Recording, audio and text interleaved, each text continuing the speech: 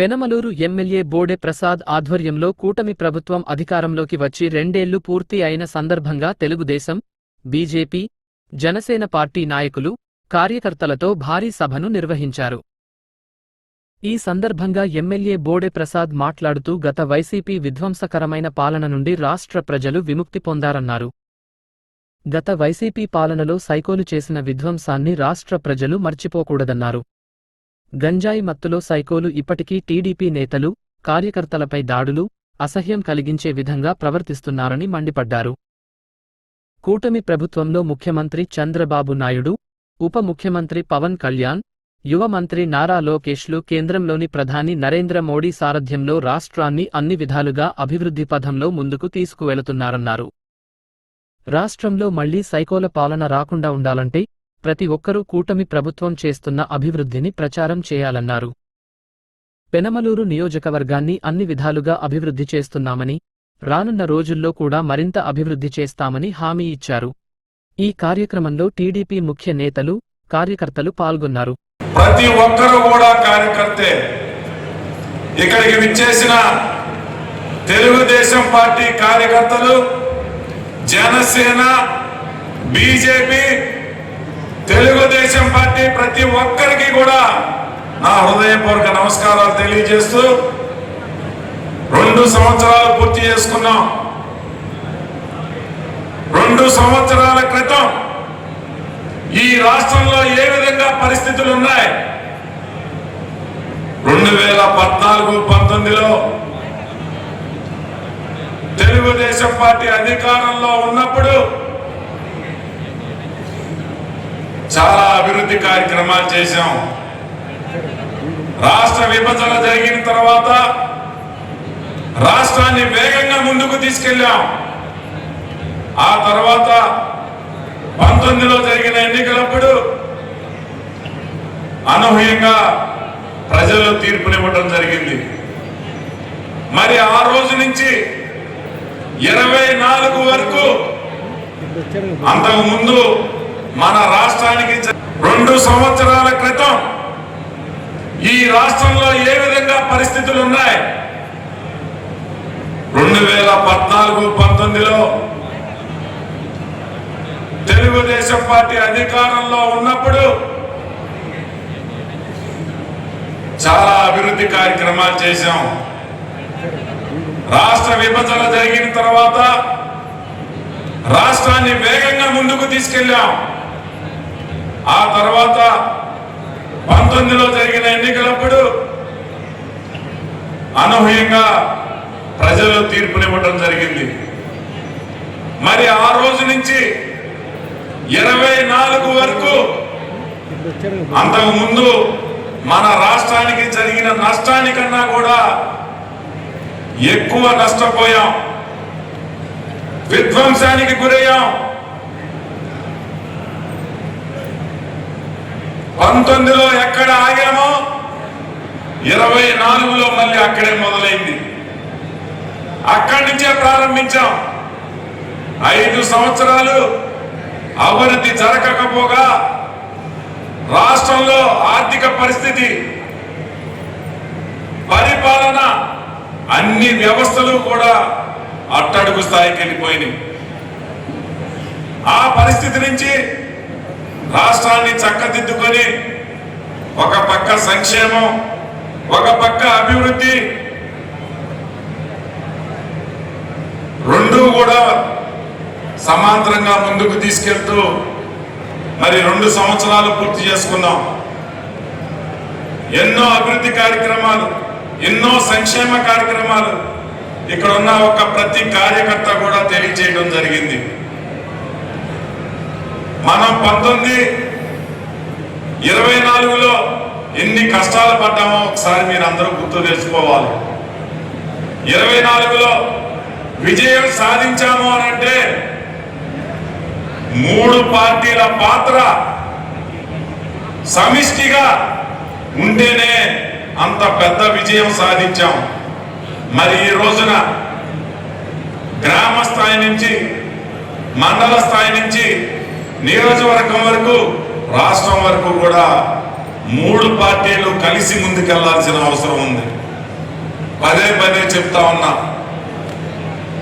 ప్రతి గ్రామంలో కూడా ప్రతి కార్యకర్తని సమన్వయం చేసుకోండి, ప్రతి ఒక్కరికి సమాచారం అందించండి, ప్రతి కార్యక్రమంలో కూడా ప్రతి ఒక్కరూ కూడా ఇన్వాల్వ్ అయ్యే విధంగా మీరందరూ కూడా పాత్ర పోషించండి అని చెప్పి చెప్తా ఉన్నాం. అయినా కానీ సమిష్టిగా ముందుకెళ్లటంలో అక్కడక్కడ లోపాలు ఉన్నాయని చెప్పుకోకుండా తప్పదు. ఈరోజు నియోజకవర్గంలో జనసేన, టీడీపీ, బీజేపీ, పవన్ కళ్యాణ్ గారు, చంద్రబాబు నాయుడు గారు పదే పదే చెప్తా ఉన్నారు, మనం కలిసి ప్రయాణం చేయాల్సిన అవసరం ఉంది, ఈ రాష్ట్రాన్ని అభివృద్ధి చేసుకోవాల్సిన అవసరం ఉంది, మనమందరం కూడా సమిష్టిగా ముందుకెళ్తేనే రాష్ట్రం కానీ మనం కానీ మరి అభివృద్ధి చెందుతామని చెప్పి ఈ సందర్భంగా తెలియజేయడం జరిగింది. ఈరోజు 2 సంవత్సరాల్లో అనేక అభివృద్ధి కార్యక్రమాలు చేసుకున్నాం. 19లో ఆగిపోయిన ఇంజనీరింగ్ కాలేజీ ఫ్లైఓవర్ కానీ, యనమల కుదురు వంతెన కానీ, లేకపోతే కానూరులో అనేక రోడ్లు వేసుకోవటం కానీ, వారింగిలో రోడ్లు వేసుకోవటం కానీ, తాడిగడపలో కానీ, యనమల కుదురు కానీ, ఈడుపుగల్లు, ఉప్పులూరు కానీ, నిన్న ప్రారంభించిన ఈడుపుగల్లు మద్దూరు దాకా వేసిన రోడ్లు కానీ, మళ్ళీ అలాగే ఈ రోజు కనుక ఈ యుద్ధ వాతావరణం లేకుండా ఉంటే దాదాపుగా ఇంకా 25 కోట్ల రూపాయల అభివృద్ధి కార్యక్రమాలు మన నియోజకవర్గంలో చాలా రోడ్లు వేగంగా నడుస్తా అభివృద్ధి చేస్తా ఉండేవాళ్ళం. ప్రపంచంలో అన్ని దేశాల్లో కూడా ఒక సంక్షేమం వచ్చింది. ఆ సంక్షేమం వల్ల ఈ రోజు తారు కానీ, డీజిల్ రేట్లు కానీ అన్ని కూడా ధరలు పెరిగి అందుబాటులో లేకపోవటం వలన దాదాపు 2 నెలల నుంచి అభివృద్ధి మరి వెనకబడ్డాం. నిన్ననే మరి యుద్ధ వాతావరణం నుంచి బయటకు వచ్చి మరి అక్కడ శాంతి ఒప్పందాలు జరిగినాయి కాబట్టి త్వరలోనే రోడ్డు పనులన్నీ కూడా ప్రారంభమవుతాయని సందర్భంగా తెలియజేస్తా ఉన్నా. ఇంకా చేసుకోవాల్సినవి చాలా ఉన్నాయి. అభివృద్ధి చేసుకుంటూ ముందుకెళ్తా ఉంటే చాలా మంది మన దగ్గరికి వచ్చి ఇంకా ఈ రోడ్డు ఏంటి, ఈ ట్రైన్ ఏంటి అని చెప్తా ఉన్నారు. అందరూ కూడా ఇంకా ఓర్పుతో, ఓపికతో ఎదురు చూస్తే తప్పకుండా ఇంకా 3 సంవత్సరాల సమయం ఉంది, ఇంకా చాలా చేయాల్సింది ఉంది, తప్పకుండా మరి అభివృద్ధి చేసి చూపిస్తామని చెప్పి మనం పదే పదే చెప్తా ఉన్నాం. దానికి కట్టుబడి ఉన్నామని చెప్పి సందర్భంగా తెలియజేస్తా ఉన్నాం. మనం ఏదో పూర్తిగా అంతా చేసేసామని చెప్పట్లా. నేను చెప్తా ఉన్నా, తెన్నేరు ఎస్సీ ప్రాంతంలో ఏ విధంగా రోడ్డు వేసాం, బీసీ నివసించే చోడవరం ప్రధాన రహదారి ఏ విధంగా అభివృద్ధి చేశాం, ఈడుపుగల్లు మరి ఈడుపుగల్లు సెంటర్ నుంచి ఉప్పులూరు దాకా పెద్ద రోడ్డు నేషనల్ హైవే వేసినట్టు వేసాం. నేను గతంలో చెప్పా, ఒనుకూరు నుంచి మద్దూరు దాకా వేసే రోడ్డు కూడా బ్రహ్మాండంగా వెడల్పు చేసి చూపిస్తానని చెప్పాను. మరి అదే విధంగా ఈ రోజున కొన్ని నిధులు రాకపోయినా కానీ పెనమలూరు నుంచి ఒనుకూరు దాకా వేసే రోడ్డు కొద్ది నిధులుంటే అక్కడ ఉన్న రియల్ ఎస్టేట్ వాళ్ళతో సహకారం తీసుకొని రోడ్డు వెడల్పు చేసి రోడ్లు కూడా వేస్తా ఉన్నాం. అలాగే ఈడుపుగల్లు రోడ్డు కూడా మరి ఈడుపుగల్లు బందర్ రోడ్ నుంచి ఉప్పులూరు దాకా మరి ఎంపీపీ గారి సహకారం కానీ, దేవినేని రాజా గారు అక్కడ కొంతమందిని సమీకరించి మరి నిధులు రోడ్డు వెడల్పు చేయడానికి చేసి మరి అక్కడ దాకా కూడా రోడ్డు వెడల్పు చేశాము అని అంటే మనం ఏ విధంగా అభివృద్ధికి కట్టుబడి ఉన్నామో మనం అందరం కూడా తెలుసుకోవాల్సిన అవసరం ఉందని చెప్పి సందర్భంగా తెలియజేస్తా ఉన్నాం.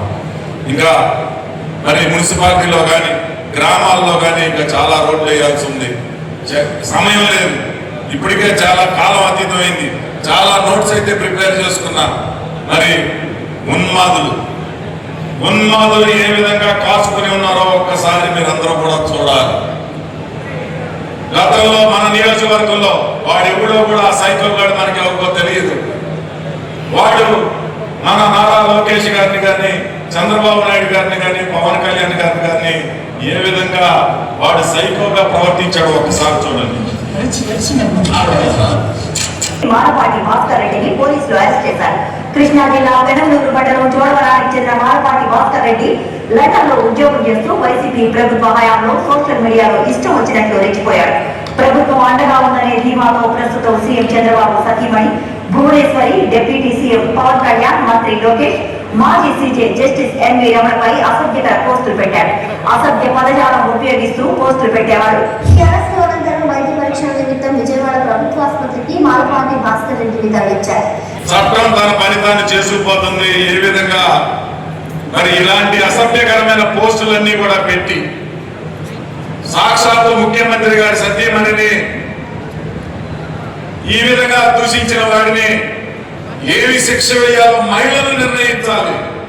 అలాంటి వ్యక్తిని ఊరి తీసి చెప్పులతో బట్టి ఊరేగించి సమాధి చేయాల్సిన అవసరం ఉంది. ఆ వ్యక్తికి ఈ రోజు సపోర్ట్ చేస్తా ఈ నియోజకవర్గంలో వైకాపా నాయకులు మరి అతనికి వంట పాడుతా ఉన్నారు అని అంటే ఏ విధంగా సైకోలు కాసుకొని ఉన్నారో ఒక్కసారి మీరు అందరూ కూడా అర్థం చేసుకోవాలి. ఆ వీడియో ఉందా? అక్కడ మీడియాతో మాట్లాడుతూ సిఐ ఎస్ఐ తనను కొట్టారని అరిచి గొంతుల నుంచి అతను డాక్టర్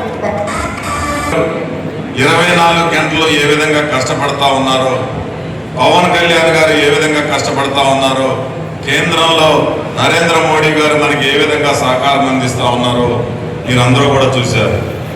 గ్రామ స్థాయిలో కానీ నియోజకవర్గ స్థాయిలో కానీ మన వలన పార్టీకి 4 ఓట్లు పెరిగే విధంగా మన ప్రవర్తన ఉండాలి తప్పితే మన వలన పార్టీకి నష్టం జరిగే విధంగా ఏ కార్యకర్త ఉండకూడదని నేను మనస్ఫూర్తిగా కోరుకుంటా ఉన్నాను.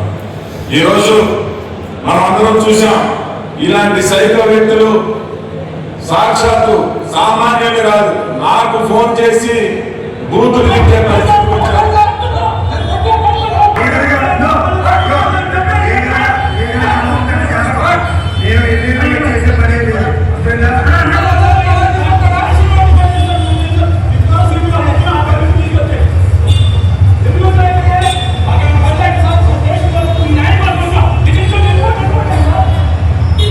మహిళలను తిడితే ఏ విధంగా ప్రవర్తిస్తావు ఒకసారి గుర్తు తెచ్చుకో.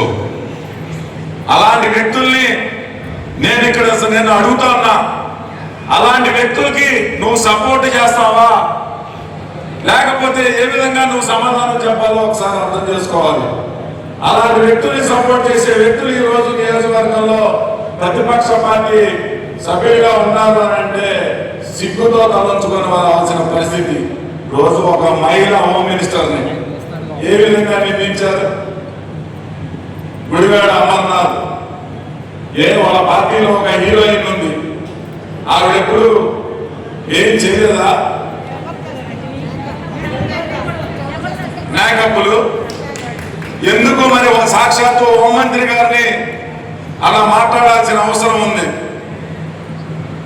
ఏదో ఒక శాసనసభ్యుడిగా పనిచేసే వ్యక్తిని బెదిరిస్తే అధికారులు లేనప్పుడు ఈ విధంగా బెదిరింపులకు చేస్తా ఉన్నారు అని అంటే ఏదో మనం అందరం కూడా బెదిరిపోయి ఇంట్లో కూర్చుంటాం అనుకుంటున్నారు.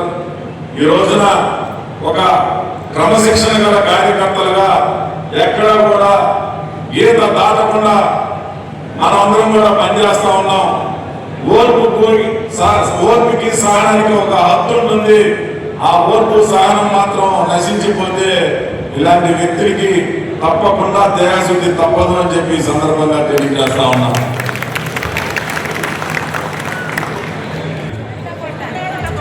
మనలో కసి లేదా? ఇలాంటి వ్యక్తుల్ని మనం గనక అప్రమత్తంగా ఉంటే ఇలాంటి ఉన్మాదులు, ఇలాంటి సైకోలు తిరిగి మళ్ళీ అధికారంలోకి వచ్చే అవకాశం ఉంది. ఈరోజు మనందరి దృష్టి ఒకటిపైనే ఉండాలి. Special intensive revision. మన ఓట్లు మనం అందరం కూడా ఏ మాత్రం బద్దకిచ్చినా, ఈరోజు ఇక్కడ ఇంతమంది మనం మాట్లాడారు, ప్రతి ఒక్కరూ కూడా గుర్తుంచుకోవాల్సింది ఈ 2-3 నెలలు కూడా ఓటర్ లిస్టు మీదే దృష్టి పెట్టాలి. జనసేన, టీడీపీ, బీజేపీ కార్యకర్తలందరూ కూడా ఈరోజు ఒకటే చెప్తా ఉన్నా, బిఎల్ఏ పత్రం లేనంత మాత్రాన మిమ్మల్ని వద్దని ఎవరు అనరు. ప్రతి ఒక్కరూ కూడా బూత్ ఎంట తిరిగి మనకు తెలిసిన ఓటర్కి ఆ ఫామ్ ఇచ్చి ప్రతి ఒక్క ఓటుని కూడా కాపాడుకోవాల్సిన అవసరం మనందరి మీద ఉంది. కాబట్టి ఈ 2 నెలలు కూడా ఒక పూర్తి బాధ్యతతోటి ఈరోజు మీరు అందరూ చూశారు. చూస్తే రక్తం ఏ విధంగా మరిగిపోతా ఉంది. వాడు ఒక్కరోజే లండన్ వెళ్ళి ఒక్కరోజే ఉన్నాడు. ఒక్క రోజులోనే వాడికి అంత గుండె ధైర్యం వచ్చింది. తీసుకొస్తాం, తప్పకుండా తీసుకొస్తాం. చట్టపరంగా ఏ విధంగా శిక్ష పడాలో ఆ విధంగా చేస్తాం. దానికి వాడికి బుద్ధి వచ్చే విధంగా, ఇంతకుముందు వాడికి జరిగిన పనిష్మెంట్ వాడికి సరిపోలా, తప్పకుండా ఇంకా ఎక్కువ శిక్ష వాడికి పడే విధంగా చూస్తామని ఈ సందర్భంగా తెలియజేస్తూ, మనలో ఒక కసి రావాలనే ఉద్దేశంతోనే మీకు వీడియో కూడా చూపించాను. ఒక ఎమ్మెల్యే స్థాయి వ్యక్తినే ఈ విధంగా బెదిరించాడు అని అంటే, రేపు వాళ్ళ అధికారంలోకి వస్తే వాళ్ళు ఏదో డైలాగ్ చెప్పారు. ఎవడు ఇక్కడ బెదిరేవాడు లేడు, కానీ వాళ్ళు మాత్రం దానికి సిద్ధపడి ఉంటారు. కాబట్టి 11 సీట్లు మనం ఇచ్చారు. ప్రజలందరికీ కూడా తెలియజేయాల్సిన అవసరం ఉంది. వాళ్ళ ప్రవర్తన తెలియజేయాల్సిన అవసరం ఉంది. 5 సంవత్సరాల్లో కేసులు పెట్టారు, ఇళ్లపైన దాడులు చేశారు, పార్టీ కార్యాలయాల్లో తగలబెట్టారు. సాక్షాత్తు మన మంగళగిరి పార్టీ కార్యాలయం పైన దాడి చేశారు, సీఎం గారి ఇంటి పైన దాడి చేశారు. ఇవన్నీ కూడా మనం గుర్తు తెచ్చుకుంటూ ఉండాలి ప్రతి క్షణం కూడా. చంద్రబాబు నాయుడు గారిని అసెంబ్లీకి సాక్షిగా ఏ విధంగా అవమానపరిచారో కూడా, భువనమ్మ గారు ఏ విధంగా అవమానపరిచారో కూడా ఆ వీడియోలు పెట్టుకొని మీరు ప్రతిరోజు కూడా చూసి మనలో ఒక కసిని పెంచుకొని రాబోయే 3 సంవత్సరాలు పనిచేసి ఇంతకన్నా పెద్ద విజయాన్ని మన కూటమి ప్రభుత్వం చేజిక్కించుకోవాలని చెప్పి మీ అందరికీ కూడా తెలియజేస్తూ ఈ సభని మరి ఇంతటితో ముగిస్తూ, చాలా సమయం అయింది కాబట్టి అందరూ కూడా ప్రతి ఒక్కరూ కూడా మరి భోజనం చేసి